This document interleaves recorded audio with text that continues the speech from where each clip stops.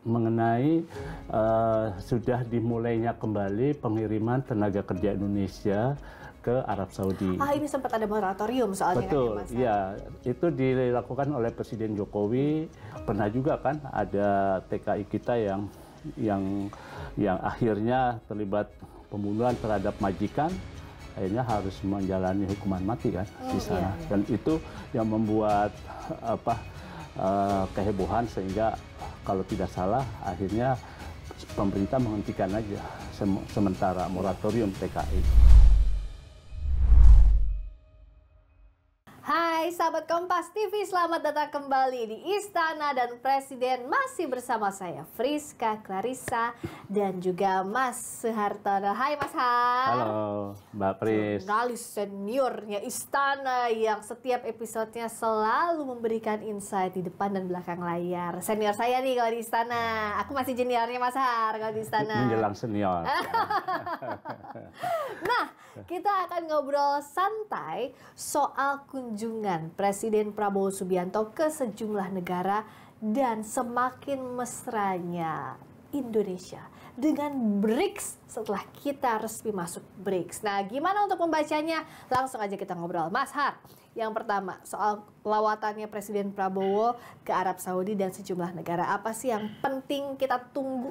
Ya, jadi tadi ya kita sama-sama melihat dan membaca berita Presiden Prabowo memulai lawatannya kembali ke luar negeri. Ya. Kali ini 1 sampai 3 Juli itu rencana ke Arab Saudi.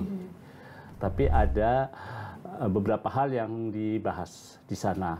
Nah, di sana salah satunya selain isu strategis terkait pasca gencatan senjata antara Israel dengan Iran, bagaimana solusinya ke depan, juga membahas soal kerjasama ekonomi. Dan yang lebih utama adalah terkait dengan pelayanan haji kita. Karena Indonesia ini kan paling kuota terbesar ya untuk pengiriman haji setiap tahun ke Arab Saudi itu. Itu catatan yang saya pernah dapat itu sekitar 2 juta ya setahun. Itu ada yang haji, ada yang umroh, ada yang umroh reguler, ada yang khusus juga itu. Nah, tahun ini aja kita sekitar 222 ya jemaah haji yang berangkat dan sudah kembali lagi. Nah, selama ini kan kita tahu ya bagaimana para jemaah haji itu, calon jemaah haji di Indonesia dia menabung pelan-pelan untuk mencapai sejumlah dana untuk bisa berangkat ke haji. Nah, tapi kadangkala di sana pelayanannya kurang bagus. Betul. Ya, karena kita boleh dibilang ya di sana itu tidak ada yang secara khusus, tapi tidak punya satu wadah tersendiri. Nah, dari hasil penelusuran saya dan juga tadi pernyataan resmi bahwa Presiden diantaranya akan mewujudkan kampung haji. Kampung haji ini baru ya Mas Har ya? Iya, baru. Jadi itu memang rancangan yang digagas kalau nggak salah di eranya Presiden Prabowo sejak akhir tahun lalu oleh Menteri Agama untuk peningkatan perbaikan dan pelayanan haji. Kita harus mempunyai kampung haji sendiri yang sudah lahannya sudah diberikan. Jadi memang khusus untuk jemaah haji Indonesia. Asal Indonesia ya. Iya ya betul, apalagi jemaah haji reguler ya yang di bawah Kementerian Agama itu kan harus mendapatkan fasilitas yang baik. Iya. Hubungan kita baik, jadi kita itu akan dikasih sekitar 50 hektar. 50 hektar lahan yang pemakaiannya sekitar 100 tahun untuk pengelolaan kampung haji itu. Jadi kita nggak lagi nanti sewa hotel yang seperti sekarang ini kan ada 3-4 hotel yang disewa oleh pemerintah Indonesia khusus menjadi kampung haji. Nah, nanti akan dibangun khusus kampung haji. Nah, itu yang akan diwujudkan melalui pertemuan nanti Raja Salman ya. 50 hektar itu besar ya untuk luas sekali untuk cukup jemaah besar, Mbak. asal 50 Indonesia. hektar dengan masa pengelolaan 100 tahun loh diberikan oleh pemerintah Arab Saudi. Karena memang hubungan kita baik gitu ya. Dan itu kalau kita punya kampung haji sendiri, kita tidak perlu lagi sewa hotel. Yang sekarang tuh 3-4 hotel kita sewa. Bahkan lebih ya kalau sekarang Nah, sekarang kita mengelola sendiri. Jadi itu bagian dari upaya pemerintah untuk memperbaiki peningkatan pelayanan haji. Alhamdulillah senang sekali dengarnya ya. Mudah-mudahan Iya, lancar, betul. Mas. Karena kebayang kalau kita setiap tahunnya jemaah haji kita termasuk yang besar, bahkan terbesar ya di Iya, Arab iya. Saudi dibandingkan negara lain. Kalau kita punya kampung haji, pengelolaannya di sana kita bisa pantau juga, pemerintah bisa memantau fasilitas hotelnya, cateringnya, catering, bagaimana betul. juga penginapannya ya, Mas. Dan pelayanannya lain ya. Iya, Jadi itu akan lebih memberikan keyakinan para calon jemaah haji ketika berangkat bahwa di sana sudah tersedia kampung haji khusus buat Indonesia. Wah, senang sekali. Jadi ini semakin menguatkan bahwa hubungan kita dengan Arab Saudi sangat Iya. erat. Betul, ya. Selain soal pelayanan haji yang nanti akan dibicarakan, yang saya dengar juga itu akan ada semacam pembicaraan yang mungkin MOU-nya barangkali akan ditandatangani di Jeddah ya, di Jeddah atau di salah satu kota di Arab Saudi mengenai sudah dimulainya kembali pengiriman tenaga kerja Indonesia ke Arab Saudi. Ini sempat ada moratorium soalnya Betul, kan ya, Mas? iya. Itu dilakukan oleh Presiden Jokowi tahun 2015 sejak Pak Jokowi memimpin ya. Jadi diterapkan moratorium pengiriman TKI ke Arab Saudi. Tapi meskipun dihentikan, diam-diam tuh TKI kita dengan berbagai cara, modus dan pola, mereka masuk ke Arab Saudi diam-diam. Nah, ini yang khawatirkan itu ya, Mas, ilegal ya. Nah, itu jadi ilegal. Nah, karena ilegal mudah sekali kan terjadi hal-hal yang tidak diharapkan dan itu akan mempersulit kedua negara gitu loh terhadap itu. Cukup besar loh datanya, hampir dari Kemenaker itu sekitar 25.000 orang ya masuk ke Arab Saudi ilegal untuk bekerja di sana.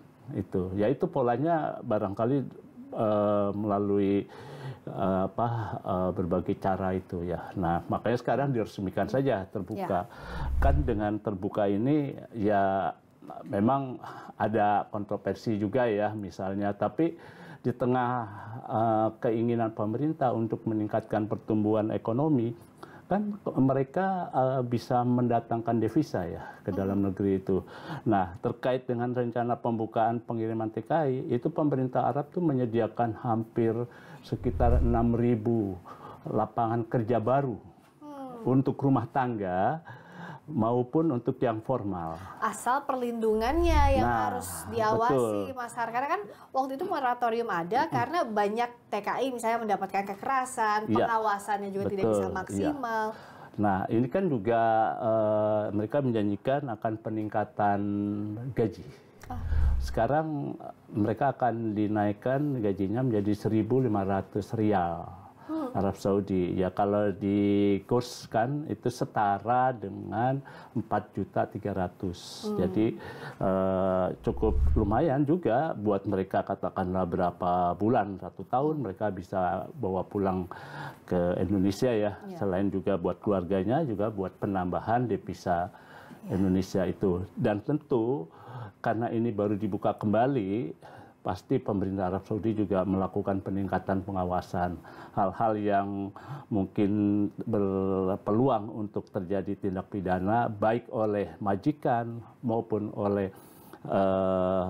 TKI atau TKW kita itu akan diminimalisir. Karena kan memang pernah juga kan ada TKI kita yang akhirnya terlibat pembunuhan terhadap majikan, akhirnya harus menjalani hukuman mati kan di sana. Dan itu yang membuat kehebohan, sehingga kalau tidak salah akhirnya pemerintah menghentikan aja sementara moratorium TKI. Ya karena ya tadi untuk perlindungan WNI, tenaga kerja kita bukan hal yang mudah ya. Betul. Semoga evaluasi dari 2015 sampai sekarang betul-betul sudah matang ya pemerintah untuk memutuskan membuka kembali keran jalur untuk TKI kita ke sana. Betul, iya. Jadi memang kita sendiri kan sempit sekarang ya lapangan pekerjaan juga ya. Jadi ya dibuka kembali sehingga ada masuknya devisa, meskipun juga untuk dari keluarga mereka harus mengorbankan salah satu keluarganya harus bekerja di luar negeri di Arab Saudi. Yang jelas kan upaya diplomasi ini bagian dari hubungan baik yang selama ini terjalin. Kalau Mas Har bisa memotret gimana sih hubungan antara presiden dari masa ke masa dengan kerajaan Arab Saudi? Ya kalau dari zaman Bung Karno itu hubungan kita sampai sekarang tuh cukup baik sekali ya. Kadang Raja Arab Saudi yang datang ke kita atau presiden kita yang datang ke sana. Nah pertama kali tahun 1955 itu Raja Saud ya, Raja Arab Saudi waktu itu Saud itu datang ke Indonesia. Ketika itu di era Bung Karno. Nah, ini ada cerita menarik loh waktu Raja Saud datang ke Indonesia itu. Apa Mas? Kan orangnya kan tinggi besar ya. Iya. Nah, dia harus menempati tempat tidur khusus. Tidak ada yang sesuai dengan ukurannya Raja Saud itu. Nah, akhirnya Bung Karno meminta dibikin tempat tidur khusus Raja Saud itu. Dan itu masih ada, kabarnya ada disimpan di Istana Bogor. Nah itu diceritakan oleh Raja Salman ketika datang ke Indonesia tahun 2017. Dia bercerita kepada waktu itu di depan Presiden Jokowi, Bu Mega, dan Bu Puan. Nah oleh Puan diceritakan lagi kembali ke media massa bahwa Raja Salman menceritakan tentang bagaimana dulu Raja Saud itu datang ke Indonesia dan dibikinkan tempat tidur khusus. Iya kan? Itu cerita menarik. Itu menarik sekali ya. Bagaimana waktu itu Bung Karno memuliakan tamu begitu ya. Begitu kehebatan Bung Karno kan memuliakan Raja Arab. Nah, Bung Karno langsung tahun 55 itu juga pergi ke sana, pergi haji. Gitu. Itu pertama kali itu Presiden Indonesia pergi haji dan menunaikan ibadah haji di sana. Nah, tapi Bung Karno itu kan seorang insinyur ya. Ya, Bung Karno itu saking dekatnya dan begitu percayanya dan begitu saling menghormati, itu Raja Saud itu sampai meminta saran Bung Karno loh. Iya, Bung Karno sebagai insinyur akhirnya menyarankan salah satu dibentuk di Masjidil Haram untuk pengamanan. Jadi itu tersisa masih. Kalau Mbak bisa mencari di berbagai situs berita itu ada ternyata. Jadi kenangan Bung Karno itu melakukan tambahan arsitektur di Masjidil Haram sehingga itu yang bisa menjadi pengamanan untuk jemaah. Nah itu satu. Terus Bung Karno juga menjanjikan akan supaya Mekah ini tidak gersang ya. Jadi akan dikirim tanaman tuh. Jadi namanya Taman Bung Karno itu. Jadi Bung Karno mengirimkan sejumlah tanaman tahun 55. Setelah pulang dari Arab Saudi, dikirimkanlah tanaman dan ditumbuh sampai sekarang masih ada. Itu kenangan yang tidak akan terlupakan itu. Jadi begitulah relasi hubungan Indonesia dengan Arab Saudi. Jadi Bung Karno juga meninggalkan hal-hal yang baik, sementara Raja Arab Saudi kan mempunyai juga kenangan baik. Dan kenangan itu kemudian dilanjutkan lagi. Kalau saya cerita langsung lanjut ya, ke Pak Harto ya. Nah, sama juga ternyata punya hubungan itu, baik juga dengan Arab Saudi. Pak Harto itu sebetulnya sejak tahun 67 memimpin Indonesia ya, kan dia baru resmi 68 menjadi presiden. Nah itu Pak Harto itu sebetulnya juga pengen menaikkan ibadah haji di Arab Saudi, tapi tidak bisa. Karena apa? Jadi waktu itu karena ya masalah politik dalam negeri. Nah, itu baru jadi kalau tidak salah ya Pak Harto itu ke sana setelah Raja Arab Saudi datang ke Indonesia. Iya. Dan Pak Harto di sana menunaikan ibadah haji. Dia Jadi sangat undangan terharu. juga ya? Iya. Dia sangat terharu ketika datang ke Arab Saudi, ke Mekah, bahkan kan Pak Harto bisa masuk ke Ka'bah ya, gitu ya. Iya. Sesuatu yang sangat didambakan oleh jemaah haji. Karena ya. tidak semua orang juga bisa, hanya nggak bisa ya untuk bisa masuk. Gitu. Untuk masuk ke Ka'bah harus seizin dengan kerajaan Arab Saudi. Dan biasanya itu tamu-tamu pakai khusus. pengawalan khusus itu. Iya. Jadi ya Pak Harto begitu dimuliakan untuk bisa akhirnya masuk ke Ka'bah. Dan memang naik haji pada zaman itu nggak seperti sekarang. Kalau sekarang kan banyak travelnya, kita bisa pilih untuk haji maupun umroh ya. Hajinya mau reguler atau plus. Kalau zaman dulu kan nggak ya. Untuk moda transportasi terbatas pun biayanya cukup besar sekali waktu itu. Jadi ya itulah ya yang dilakukan ya oleh Pak Harto. Setelah Pak Harto, Pak Habibie juga beliau belum sempat ke Tanah Suci ya pada periode kepemimpinannya, karena memang waktu itu kan sangat singkat sekali ya. Dan sedang berbenah di dalam negeri ya. Begitu, mulai dari transisi krisis ekonomi maupun krisis politik. Nah, Pak Gus Dur justru ke sana. Pak Gus Dur itu juga ya pernah kan menjadi mahasiswa Al-Azhar Kairo ya, waktu itu di Mesir. Jadi memang sudah ada semacam kedekatan dengan Arab Saudi. Nah, ketika menjadi presiden dalam rangka Forum Ekonomi di Swiss tahun 2000, Presiden Gus Dur mampir ke Tanah Suci sekaligus menjalankan ibadah di sana.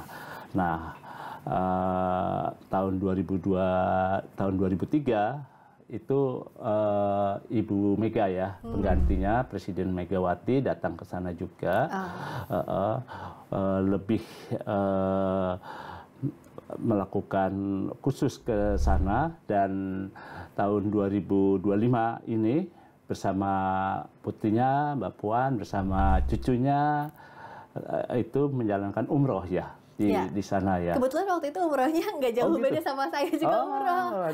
Saya datang nggak ketemu karena saya baru datang ke Madinah, rombongannya Bu Mega sekeluarga baru selesai gitu.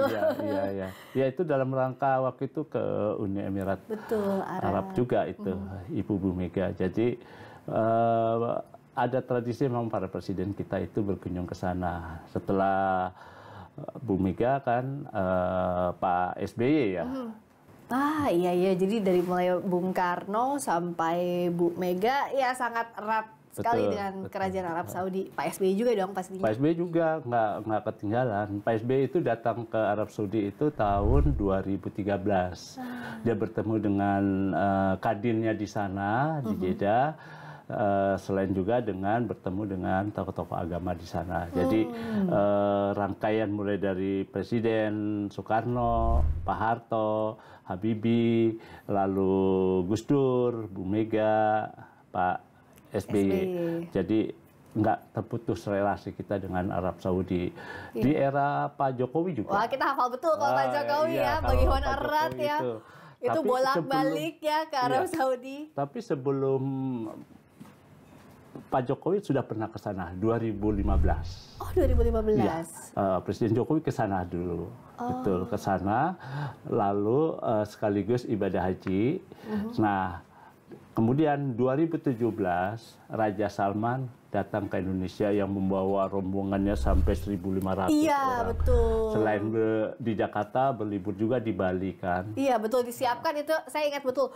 Penginapannya di Jakarta, di Bali, sterilisasi khusus satu hotel untuk karena Raja beliau Salman waktu itu ya. Sangat spektakuler itu. Itu. Setelah Raja Salman, Pak Jokowi juga kembali datang ke Arab Saudi tahun 2023 ya.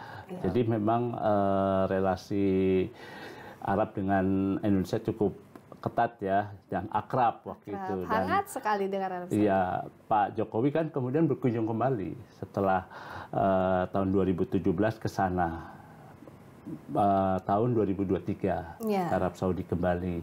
Jadi itu salah satu wujud memang begitu mendalam dan dekatnya Indonesia dengan Arab Saudi.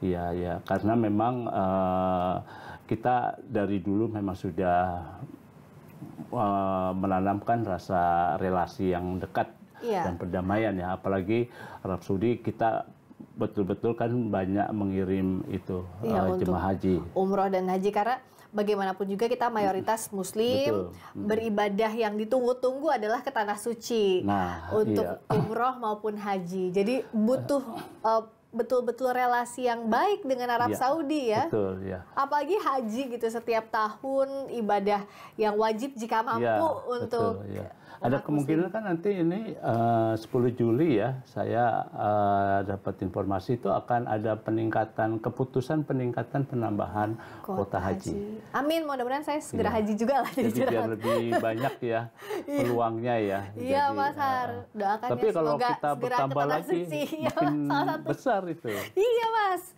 ya moga saya salah satunya itu ya. Udah nabung juga ya. Iya Mas, insya Allah, amin, mudah-mudahan segera. Ya. Nah itu jadi kalau untuk dengan Arab Saudi, apalagi soal ibadah haji umrah, jadi relasi Indonesia dengan Arab Saudi itu banyaknya terutama soal bagaimana jemaah kita dari Indonesia bisa dijaminkan dengan baik di tanah suci, termasuk juga kuota haji, karena kan gimana pun juga waktu tunggunya kan masih sangat panjang. Cukup lama ya. Ya, untuk yang haji reguler. Jadi semoga ini jadi kabar baik. Apalagi tadi ada kampung haji yang kalau untuk Pak Prabowo Subianto ya, yang semoga bisa segera terwujud. Tapi nggak cuma ke Arab Saudi, nggak cuma soal kampung haji, karena Indonesia juga akan datang ke KTT BRICS. Ini sebenarnya belum dipublish, belum dirilis resmi ya, Mas Arya? Ya belum, tapi memang Presiden akan menghadiri KTT BRICS ya, di Rio de Janeiro, Brasil. Di Brazil. Nah memang kan di Arab Saudi Presiden tanggal 1 hingga 3. Lalu KTT BRICS-nya itu antara tanggal 6 sampai 8. Nah, ada jeda apakah Presiden mau rencananya tuh ada 2 negara lagi. Apakah ke Perancis dahulu atau ke Jerman. Nah, kita masih menunggu itu karena sejauh ini agendanya sangat tertutup ya. Tapi yang jelas pada tanggal 6-8 Presiden Prabowo akan menghadiri untuk pertama kalinya KTT BRICS di Rio de Janeiro. Ini menarik karena kan bagaimanapun juga saat Indonesia memutuskan untuk masuk BRICS, banyak sekali gejolak yang muncul terutama dari negara-negara barat. Betul. Tapi apa yang bisa kita harapkan dengan KTT BRICS ini ya? Kalau dengan Rusia kemarin kita lihat saat kunjungan Pak Prabowo ke Rusia sudah dijamu dengan baik. Meskipun ya Pak Prabowo bilang bahwa kita tetap non-blok. Gimana agar kita datang ke BRICS tapi relasi kita dengan blok manapun itu tetap baik? Bagus. Ya, jadi memang dengan pendekatan tetap non-blok, Indonesia berusaha untuk memperluas pasar ya.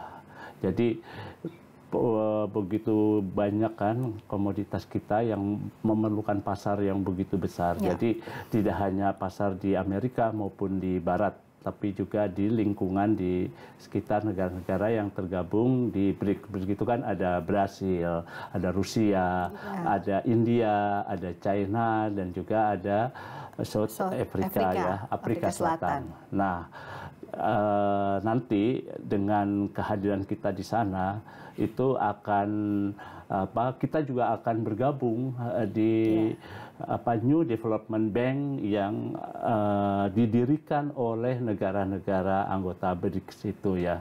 Nah, Indonesia akan di sana dan kita nanti tidak hanya bergantung lagi hanya kepada Bank Dunia, tapi juga ada New Development Bank yang dimiliki oleh negara-negara BRICS ya itu. Untung Indonesia dari I ya Mas, jadi nggak usah nambah 1 huruf tambahan lagi.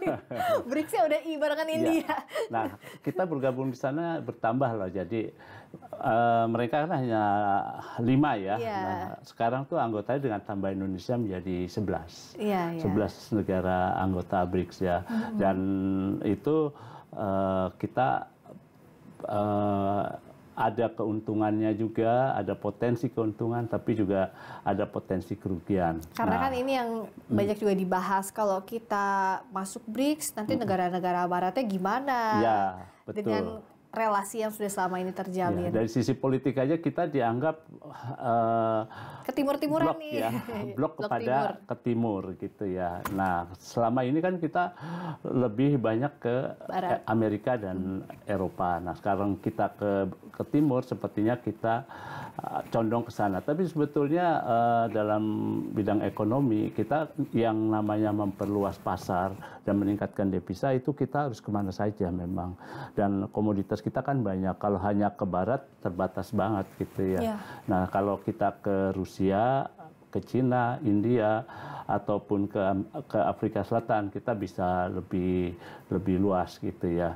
Jadi kerjasama ekonomi juga semakin bertambah, lalu diversifikasi untuk ekspor maupun impor juga semakin bertambah juga. Meskipun dengan India kita hampir sama gitu ya. Tapi ya memang dibutuhkan strategi dan kreativitas khusus gitu supaya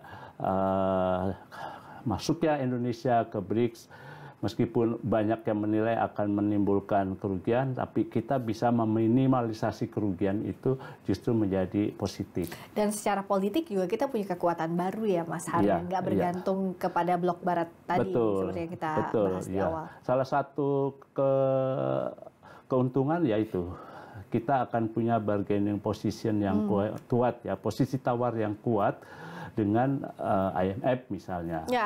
Ya, Bank Dunia. Kita udah punya juga ikut bergabung di New Development Bank yang dimiliki oleh BRICS. Jadi memang sisi keseimbangannya itu yang harus dicari. Jadi so far so good lah ya kalau kita datang ke BRICS ya. Kita tunggu apa kesepakatan yang bisa Indonesia capai di sana. Betul ya. Dan memang yang sekarang menjadi tantangan adalah bagaimana dengan kebijakan-kebijakan Indonesia baik ekonomi maupun politik yang terukur gitu ya dan strategis, kita bisa mengambil manfaat positif dari makin luasnya pasar, makin luasnya kerjasama, makin luasnya cakupan wilayah yang bisa kita rangkul. Tapi juga kita bisa meminimalisasi kerugian-kerugian yang dianggap terlalu ngeblok begitu ya. Tapi kita bisa tetap menunjukkan bahwa Indonesia adalah negara yang non-blok ya. Tapi kita bisa mengambil sisi positif dari keberadaan kita di BRICS itu. Apa yang bisa kita harapkan dari kunjungan Pak Prabowo, rangkaian lawatannya dari Arab Saudi sampai menghadiri KTT BRICS? Apa sih yang ingin kita titipkan sebenarnya ke Pak Prabowo, Mas Har? Ada beberapa ya catatan saya ini ya, kalau kita menjadi anggota BRICS ya, yang harus kita itu adalah kita akan bisa memperkuat daya saing ekonomi domestik kita. Ya, misalnya di bidang pendidikan, riset, teknologi. Nah, kita nggak terbatas pada dominasi Amerika maupun Eropa, tapi juga kepada di blok timur. Ini pasar yang luas juga kan, di Afrika Selatan, di India maupun di Brasil dan di Rusia. Itu. Selain itu, yang kedua adalah kita juga bisa meningkatkan keseimbangan hubungan luar negeri kita ya. Jadi kita meskipun masuk ke BRICS, tapi kita tetap menjaga hubungan yang baik dengan negara-negara ASEAN. Jadi kita tidak meninggalkan yang satu masuk ke tempat yang lain, tapi kita tetap sama-sama menjaga itu dan meningkatkan sehingga kerjasama kita semakin kuat dengan banyak negara. Terus juga penguatan diplomasi multilateral kita juga bakal lebih kuat lagi dengan negara-negara di kawasan itu, baik di timur maupun di barat.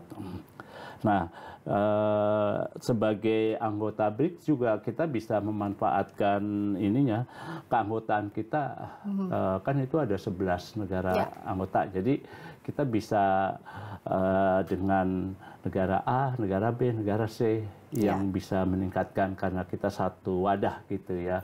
Itu bilateral jadi, dari masing-masing negara anggota BRICS kita dengan masing-masing anggota. Jadi itu sesuatu yang boleh dibilang langkah yang berani dari Presiden Prabowo untuk masuk bergabung dengan BRICS ya. Selama mulai dari zaman Pak Harto kan, kita selalu cenderung kepada blok Amerika dan dominasi Barat Dan di awal Presiden Prabowo ini upaya untuk kita masuk, meskipun sebetulnya baik tantangan juga dan banyak keberatan juga gitu ya. Negara Barat juga pasti lihat ngapain nih dekat-dekat ke blok timur gitu kan.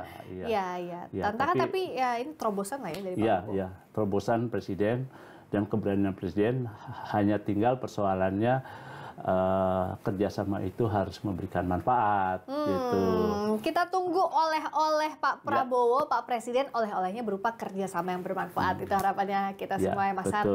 Terima kasih banyak Mas Har, kita ketemu lagi di berikutnya, di episode berikutnya. Bahas apa? Ya nanti dong, sabar dulu, nonton dulu episode yang sekarang. Share, komen, like, sebarkan di grup manapun itu, biar makin banyak viewsnya, makin banyak juga episode Istana dan Presiden. Saya Friska Clarissa dan Mas Har. Terima kasih. Terima kasih. Pamit undur diri. Bye-bye, sahabat Kompas TV. Sampai ketemu lagi minggu depan.